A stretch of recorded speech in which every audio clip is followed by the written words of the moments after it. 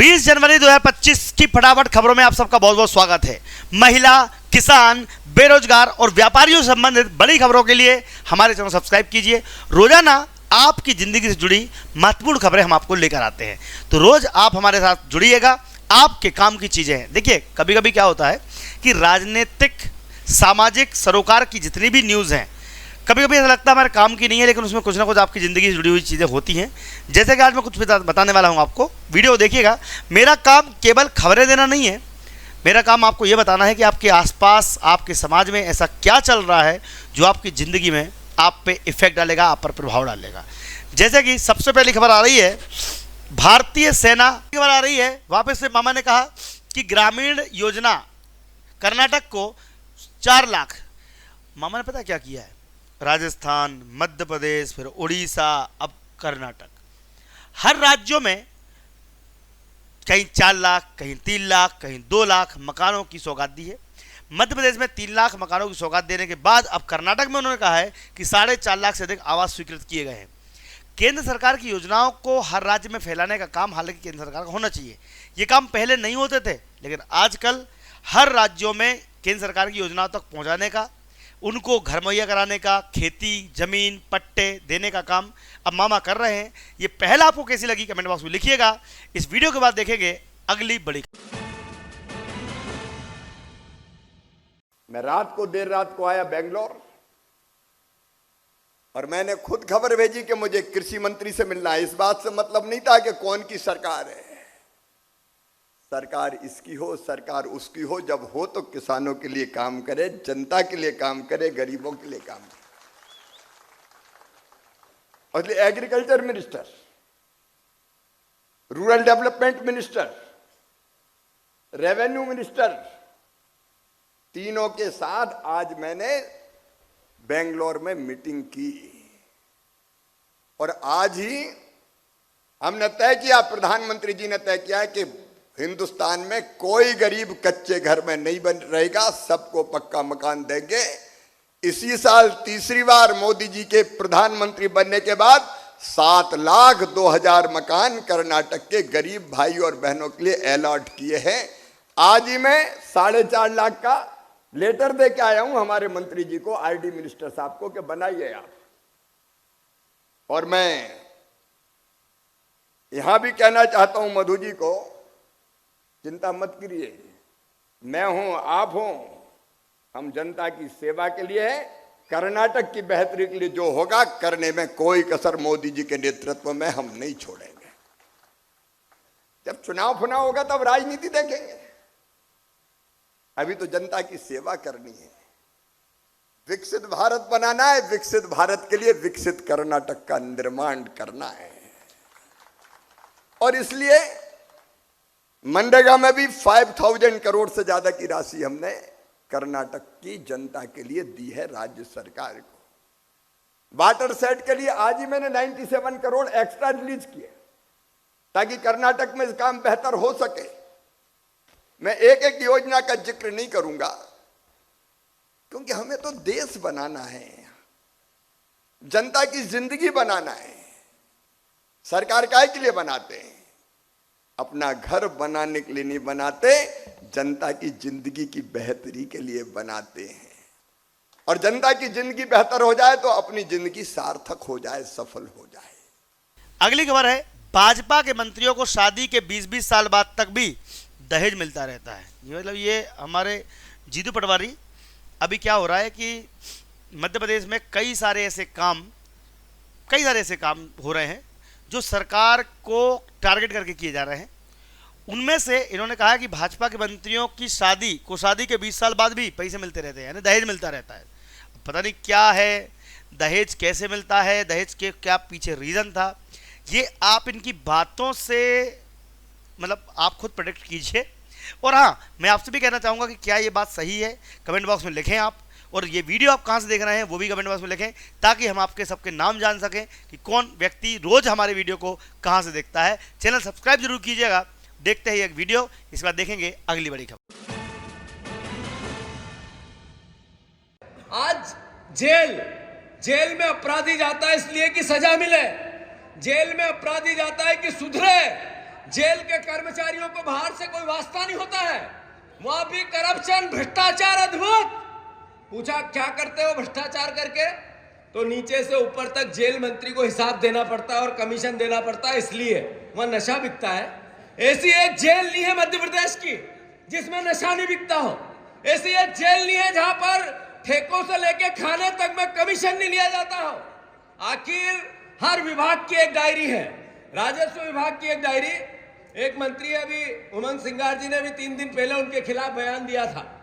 गोविंद राजपूत हमारी कांग्रेस से गए थे। गोविंद राजपूत 60 साल की उम्र में उनके ससुर ने उनको 100 एकड़ जमीन दान दे दी। 60 साल में दहेज आया काका, 60 साल में। फिर पब्लिक डोमेन में ये बात आई, पत्रकारों ने उठाई, तो वो जमीन वापस ससुर को दे दी। अब आईटी के लोग जांच कर रहे हैं, मतलब इनका कैसा अनुभव। ससुर के पास जिंदगी में कभी 50 एकड़ से ऊपर जमीन ही नहीं थी, एकदम से उसने खरीदी, दूसरे दम से दे दी। वाह, यह है नया भारत नरेंद्र मोदी का। साथियों, जब बुधनी के चुनाव में बीजेपी को सबक सिखाया तो हमें भी एक मैसेज दिया, कांग्रेस के कार्यकर्ताओं को भी एक मैसेज दिया कि आप विपक्ष में हो। अगली खबर आ रही है। देखिए, आज मामा ने काफ़ी सारे ऐसे बयान दिए हैं जो आपकी ज़िंदगी बदल सकते हैं। जैसे कि मोदी जी की सोच दूरदर्शी है, किसानों को स्थायी लाभ कैसे मिले इस पर हम काम कर रहे हैं।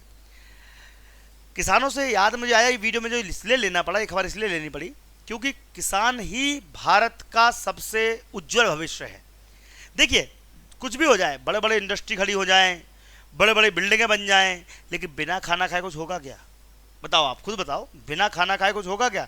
आदमी खाने तो बेसिक, भूख तो बेसिक चीज़ है ना, पानी और खाना, इससे आदमी जिंदा रहता है। तो किसान की ज़िंदगी हमेशा ही राष्ट्र को बनाने वाली, किसान की ज़िंदगी हमेशा ही लोगों को बचाने वाली, समाज को बचाने वाली रहेगी। मतलब इसमें कोई दो राय नहीं है। यानी कि अगर आप किसान हैं तो अब आपकी वैल्यू बढ़ेगी। अब तक कुछ साल पहले, अगर मैं आपसे गलत बोल रहा हूँ तो बताइएगा, किसान जब पुराने समय में काम करते थे तो ये सोचते थे यार हम किसानी कर रहे हैं, बताओ, जाओ रे नौकरी करना, नौकरी करना। लेकिन एक समय ऐसा आएगा जब फिर से लोग नौकरी से किसानी की तरफ लौटेंगे। अगर मेरी बात में सच्चाई हो तो कमेंट बॉक्स में यस सर किसानी की तरफ लौटेंगे लिख जरूर दीजिएगा, ताकि मुझे पता चल सके कि कितने किसान भाई बहन हमारे वीडियो को देखते हैं। और वीडियो को शेयर जरूर कीजिएगा ताकि मैक्सिमम लोगों की फीडबैक हमको मिल सके। चलिए वीडियो देखते हैं, इसके बाद देखेंगे अगली बड़ी खबर।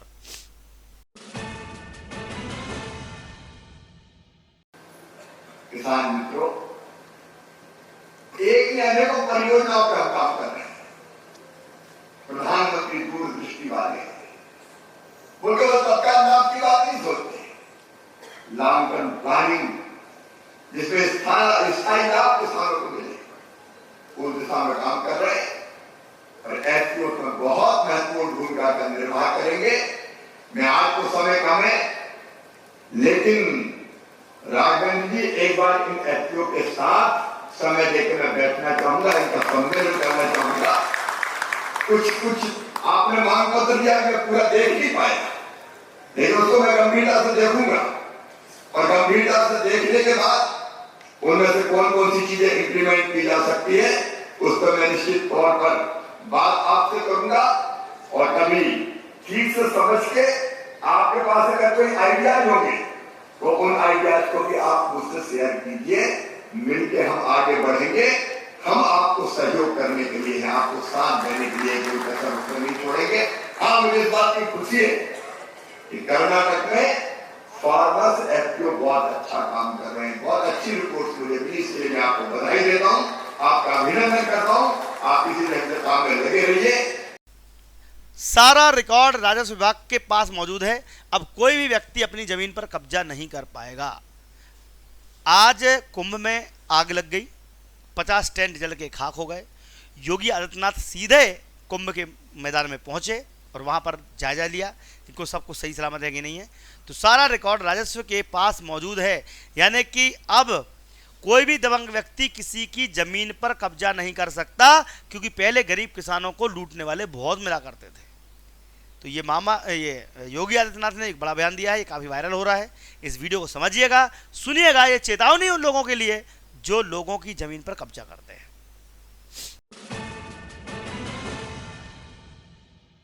अब आपको इस बात की चिंता नहीं कि आप जहां पे आपका मकान है इस पे कोई दबंग या कोई दूसरा व्यक्ति जबरदस्ती कोई कब्जा नहीं कर पाएगा, क्योंकि वो सारा का सारा रिकॉर्ड राजस्व विभाग के पास मौजूद हो चुका है। अब कोई भी व्यक्ति आपकी जमीन पर कब्जा नहीं कर पाएगा। लेकिन हमारी ग्राम पंचायतें भी अब रोजगार के सृजन के माध्यम बन सके। हर ग्राम पंचायत में एक एक ग्राम सचिवालय के निर्माण की कार्रवाई को लगभग पूरा किया जा चुका है और मेरा यह मानना है कि आज नए भारत के नए उत्तर प्रदेश में हर ग्राम पंचायत अपने यहां 5 से लेकर 7 लोगों को रोजगार अकेले ग्राम पंचायत दे रहा है। खासतौर पर ग्राम सचिवालय में वहां पे एक कंप्यूटर ऑपरेटर भी रोजगार सेवक के रूप में कार्यरत है। उसी गांव का कोई पढ़ा लिखा नौजवान, उसका चयन इस आधार पर हुआ है। उस गांव में ही वह व्यक्ति गांव के लोगों को जिन कार्यों के लिए उन्हें ब्लॉक में, तहसील में खबर आ रही है उमंग सिंगार की तरफ से। भाजपा जनता के आंसू नहीं पहुंचना चाहती, किसानों को खाद नहीं देना चाहती, लाडली बहनों के वादे पूरे नहीं करना चाहती। देखिए, हालांकि एक बात तो सच है कि लाडली बहना को लेकर इन्होंने कहा था कि हम 3,000 रुपए देंगे, लेकिन अभी मिल के तरह 1250। भाई, चुनाव जीतने के लिए अगर आप वादे करते हो तो उसको निभाना भी चाहिए। अगर आपको सही बात मेरी लग रही है तो कमेंट बॉक्स में यस लिखिएगा। भाजपा जनता के आंसू नहीं पहुंचाना चाहती, किसानों को खाद नहीं देना चाहती। खाद की बहुत कमी पड़ रही है, खाद के लिए किसान दर दर भटक रहा है। कितने ही बड़े वादे मोहन सरकार या मामा कर लें, लेकिन खाद बीज जब तक नहीं मिलेगा किसान कैसे आगे बढ़ेगा। सुनते हैं उमंग सिंगार का बयान, इसके बाद देखेंगे अगली बड़ी खबर। मालवा निमाड़ के बगैर कुछ नहीं होता है, यहाँ पर इनकी भूमिका बहुत होती है। अध्यक्ष जी, मैं आपसे कहना चाहूंगा, इस क्षेत्र के लोगों ने हमेशा कांग्रेस को जिताया है। इस निमाड़, पूर्वी निमाड़, पश्चिमी निमाड़ की बात कर रहा हूँ, तो आपका विशेष रूप से यहाँ के कार्यकर्ताओं पे आशीर्वाद होना चाहिए, साथ होना चाहिए। मैं आपसे कहना चाहूंगा, रही लड़ाई की बात, जिस प्रकार से आपने 1 साल में देखा, भारतीय जनता पार्टी सरकार तो बनी, सपनों पे सरकार बनी, लेकिन सपने आपके सपने थे जो 1 साल में भारतीय जनता पार्टी पूरे नहीं कर पाई। इन्होंने दिखाया लाडली बहना का सपना, 3,000 रुपए देंगे। इन्हीं की मंत्री कहती है निर्मला भूरिया जी विधानसभा के अंदर कि हम 1250 रुपए से ऊपर नहीं दे पाएंगे। तो ये आपके वोट ले लिए। अभी महाराष्ट्र में था मैं चुनाव में, वहां भी इसी छलावा किया। तो ये भारतीय जनता पार्टी है जो आपके सपने, आपके आंसू नहीं पहुंचना चाहती, किसानों को खाद नहीं देना चाहती समय पे।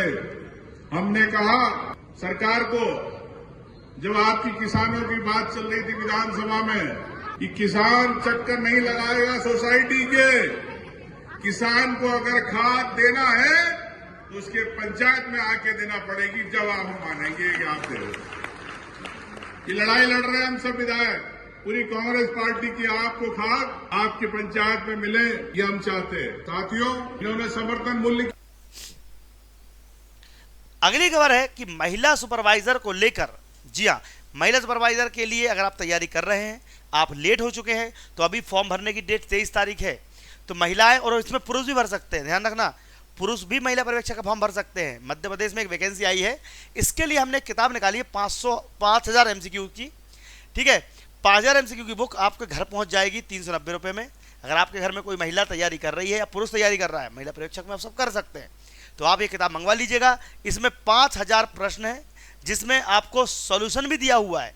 5,000 प्रश्न प्लस सोल्यूशन, ये आपको मात्र 300 रुपये में मिल जाए, 390 रुपये मिल जाएगी। जवाहर नवोदय विद्यालय, पुलिस, पटवारी, MPPSC कोई भी तैयारी करें, दीप्ति सिंह एकेडमी डाउनलोड कर लीजिए और आज ही तैयारी में जुट जाइए।